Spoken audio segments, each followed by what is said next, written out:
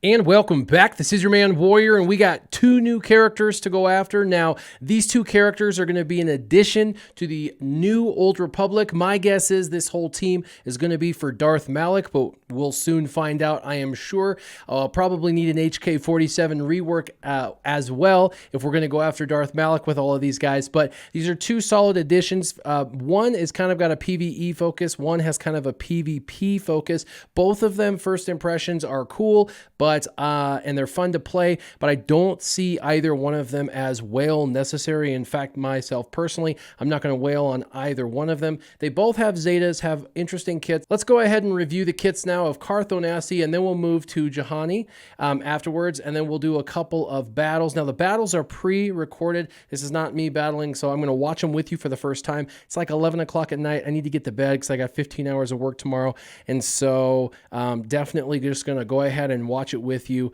because they just got this stuff to us. So let's go ahead and take a look really quick. So with Carth Onasi, of course, he's going to be a leader, a light side leader, Old Republic attacker, and he's got a basic called Rapid Shot. It deals physical damage to an enemy and inflicts damage over time for 2 turns. That's cool. Dots, it's going to work good with someone like Candrass Ordo, or think about Hat working with the Wampinator type team, someone that's going to have a stacking damage with dots, and it says this attack deals 10% more damage for each damage over time inflicted on an enemy. Now, there are times when you can get into the 40s and 50s and 60s with dots already with the heroic AAT. So this would be kind of a fun character to play in that. Again, I'm just going to go ahead and wait till he becomes free to play farmable, but this is on his basic, pretty cool. Now, he has a special called Just Keep Shooting. It has a cooldown of 4. It says deal physical damage to all enemies, so it's an AoE, and then he gets offense up. For each critical hit, he gains 15% turn meter. If he does 5 critical hits, of course, then he's going to get 75% turn meter. In some PvE environments, he'll be able to get 100% turn meter. So this basically is kind of a freebie turn, possibly up to a freebie turn, which allows for him to get offense up and hit everybody. Kind of cool. Now, his leadership ability called Soldier of the Old Republic, the leadership ability says Old Republic allies gain 30% potency, 30% tenacity, and 30% critical avoidance.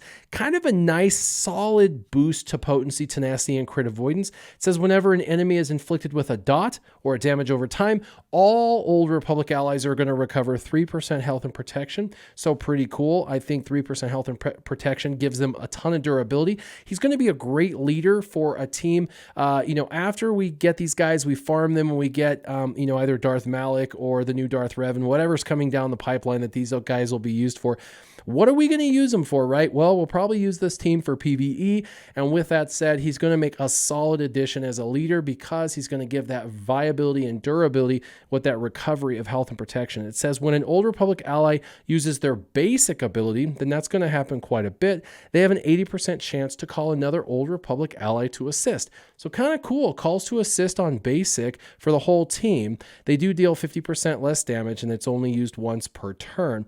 Now, he has a unique called Soldier's Training. It is his Zeta, and it says while attacking, Carth gains 10% offense for each active enemy and Old Republic ally. So potentially, plus 100% offense or more if there's more targets on the field. But it's going to kind of shift as he defeats enemies. That stacking offense is going to change to stacking crit chance and crit damage. That's right, 10% critical chance and 10% critical damage stacking every time he defeats an enemy, and the cooldown of Just Keep Shooting gets reset. So any kind of PvE environment, I can see this stacking for a long time with all those extra dots and the offense up. I see him as someone fun when you can sit around and do, multiple waves, or something that has a long lifespan, such as the heroic AAT, or I could see it in territory battles, some of the farther in nodes where you got to go 6 rounds, things like that. So kind of fun. I see his kit is kind of cool.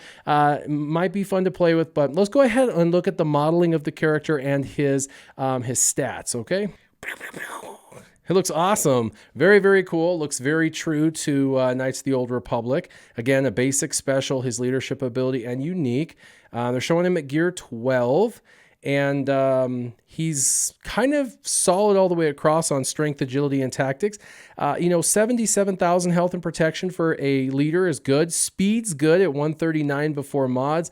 Potency's okay, 40% potency. His damage is around, 2,500-ish, which is average, and crit chance around 40% without mods. That's pretty good, actually. And the armor was decent. So not too shabby, kind of an average run-of-the-mill character. I think his kit's more fun than anything. Now let's go ahead and go to Juhani. All right, so Juhani is a light side Jedi tank Old Republic. Now, a lot of people are going to be giving her a second eye, and the reason is not just because the modeling's really good, but because she's Jedi and she's a tank. So this is going to give you the opportunity to possibly have a two-tank situation. Now, they're really billing her as a replacement for Bastila Shan, and in Territory Wars, I can totally see that, but in Arena, I really don't see it. I'm going to watch the footage with you guys, but I just don't see how adding a second tank to that team is necessary, as Bastila Shan has over 110,000 health and protection, is decent in speed, I believe even faster, and is really the supercharged engine for Grandmaster Yoda and all of his craziness. So, but let's look at the kit and see if she's worthy of being put into the current meta teams. So her basic is called Raging Strike. She's going to deal physical damage to an enemy, and it deals 10% more damage for debuffed enemies. So potentially, 50% more if you debuff the whole opponent's team in Arena. And if you were in PvE, you possibly could get more if you had many targets, such as Phase 3 of Hat. Her first special, and she has a couple specials and then a unique. Her first special has a cooldown of 4. It's called Boastful Provocation, and it dispels all debuffs on Jedi and Old Republic ally. It's nice she does it for Jedi and Old Republic. She'll be usable in both, and it's an AoE dispel, meaning it cleanses the entire team. That's kind of a big deal. There's a lot of targeted dispels, and this is an AoE dispel, so very cool. It also says after she does that, she'll gain taunt for 4 turns and stun the target enemy, which can't be evaded. Now, it says it can't be evaded, which means if they have foresight, it goes through foresight, but it can be resisted, which means she needs potency. However, she needs a lot of tenacity and health and protection because she's a tank and she's going to be targeted, and you don't want her totally and completely debuffed by the opposing team. So this is a bit of a conflict that she's got some really nice potency needed abilities mixed in with the need for tenacity, health, and protection. It gets a little bit worse. We're going to get into that here in just a second, but you're going to need potency if you want that stun to land. Now it says on her Remorseful Thrash, is a cooldown of 3, and it deals physical damage to everybody. Now, most AoEs don't do a lot of damage. I know there's a few that do, but this one's probably not going to do much. She's a tank, but for every critical hit, she's going to recover health and protection. Now, she needs a high health and protection pool, so she recovers 10% of her high health pool and 10% of her high protection pool, so that would be the way you'd mod her. But if she's stealth when she uses this ability, she'll stagger every enemy for 2 turns. Now, stagger requires a potency and tenacity check. Again, needing potency. So she needs potency, tenacity, she needs health and protection. But wait, there's more. Her unique is very cool. It is unique. It's called Cathar Resilience, and it's a Zeta, and it says Juhani recovers 20% of her max health, so health is going to be really important at the beginning of each of her turns while taunting. Juhani has 35% counter chance, and that would be stacked to any other counter chance she's being given by other characters, so that's pretty decent. Now, it says when she drops below 100% health, she's going to recover 5% protection for each active Jedi or Old Republic ally, so that's a lot of protection recovery. And then it says she gains offense up, health steal up, and stealth for 2 turns. So she's going to also shed her taunt. So she's going to get hurt. She's going to take the damage. And then as soon as she's done taking the damage, she's going to shed the taunt, go stealth, get health steal up, Offense up so she does more damage, and she's going to gain protection. So health and protection are going to go back up. So kind of cool. I can see her as being kind of annoying to have to deal with, because as you're trying to target her down, instantly she goes stealth and she just slowly starts to regenerate her health and protection. So a bit annoying, but I could see her in the current meta basically just being ignored, put a buff immunity over her head and then move on, or, hit her until she goes stealth and loses taunts, and then move over and finish out who you need to and kind of move back to her at the end. I see her as a bit of an annoyance, but I'm not really sold on her. I'm personally not going to wail on her. If she does like insane damage in the video or something, then maybe, but I got to see some footage first to see. But the kit's interesting. I do like the premise of her going stealth and shedding her own taunt. I do wish that other tanks would do the same instead of just taking it until they die. So this is very interesting, especially with all of the healing and all of the reviving. I could see this for territory wars being kind of a nightmare tank addition to the team. So let's go ahead and look at a couple arena battles. Again, I'm not playing these, so bear with me. I'm just going to watch them with you and enjoy them with you guys as well. So it looks like this is the team they're using. Instead of Jolie Bindo, they're using Hermit Yoda, and they've replaced Bastila.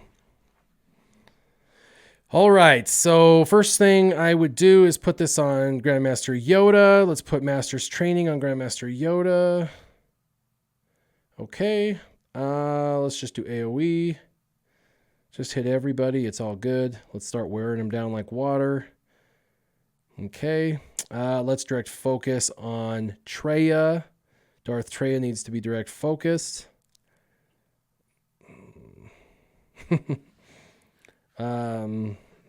Okay. Let's see what they're going to do here. That's her AoE. Very cool. Wah, wah, wah, wah. All right. That was kind of cool. Not a lot of damage. She did one crit, got 8,000 on that one crit. And she's debuffed, so she's going to be less effective debuffed. Let's just keep going. Basic. And call to assist. Got to get that back over onto Revan. That special buff. Move it. There we go. We moved it. All right, let's do a basic. Very cool. Heal those guys. Heal them, heal them. There you go. There you go. 23k. That's nice. Do another AoE. Why not? Bam. All right. So, yeah, I wish I was playing this team. Definitely would play it a little bit different. Let's see her basic. Come on. 4,000. That's what I'm saying, you guys. I don't know. I think she's very durable. I think she's kind of an interesting kit. She did resist because she had Tenacity up, which was nice because that was Fallen Bastila's stun opportunity. Now they're going for Darth Traya. Okay, let's call assist. Call an assist. No, not a basic. Call an assist. Let's do the special. And resisted. Boo! I wanted to see that boastful provocation. At least she taunted. We got that going.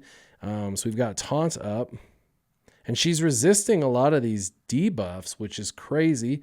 They must have put a ton of tenacity on her, which now you can see why tenacity on her is a big deal. The problem is she needs potency for all her cool debuffs. Come on, let's take out Nihilus. We're giving him way too much time. All right. All right. Basic. Ugh. Man, her damage is... Oh, no. Let's hit Scion. Cleanse all that off. There we go. Let's call an assist and hit Darth Scion. Call Yoda and hit Darth Scion.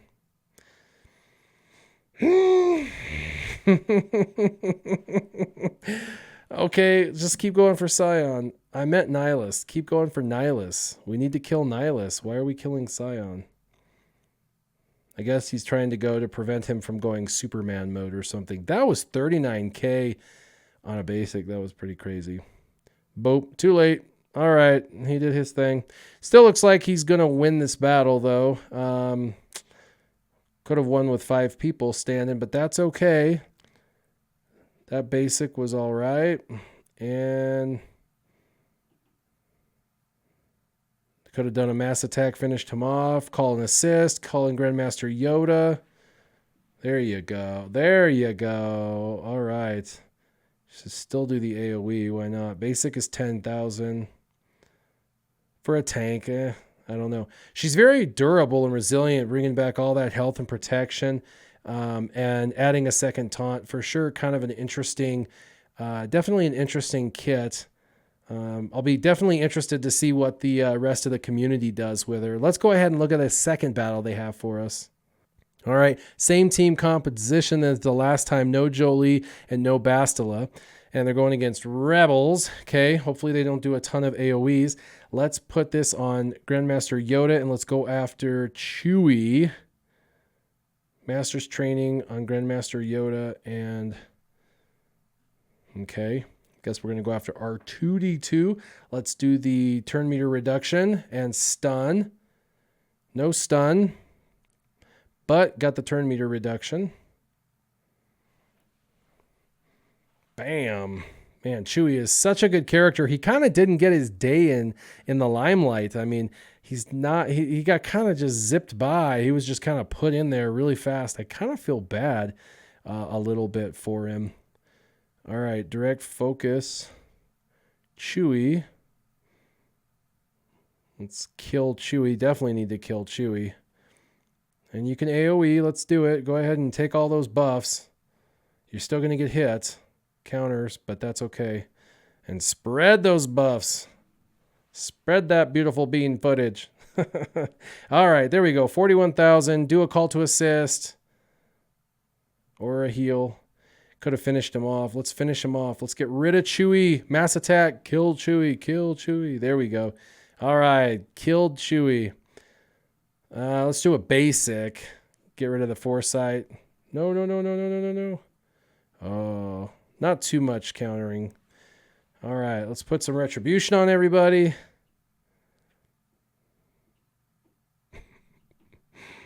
Okay. Special.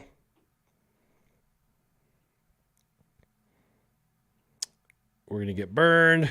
Burn. All right, let's call an assist. Grandmaster Yoda or Revan, either one. Oops, lost it. AoE, kill R2-D2. It's kind of a cool looking AoE. I kind of like that. Let's go ahead and basic and finish him off. Well, the counters. Spread all the love. Clear everybody up. Come on, clean. Basic should finish him. Bam. They got all those buffs. All right, let's call an assist. Nice. 84,000 from Yoda. Pretty awesome. Not played perfectly, but I could see her value. I mean, she's a tank that just kind of stays there. She loses her taunt, though. She has to wait 4 turns to reapply the taunt. She's got kind of a cool lightsaber, though. Slightly different color than everybody else. Pretty cool, you guys. So what are your thoughts? Is either one of these characters, Juhani or Carth Onasi, are you going to go for either one of them, or are you guys going to leave them alone? My opinion is I'm going to unlock them at 3 stars, gear them up a little bit. For everybody out there, I suggest gearing them up to gear 8 or 9 for a future event soon to come. And as soon as they become farmable, if you're an in-game player, definitely farm them as soon as they become farmable. Hyper focus on them. And definitely going to be used for a soon coming up event. But are you going to whale out on one of these characters? If so, why? Leave your ideas and thoughts in the comments down below as to whether you're going to pass or go on these characters. As always, keep your gaming on. Warrior out.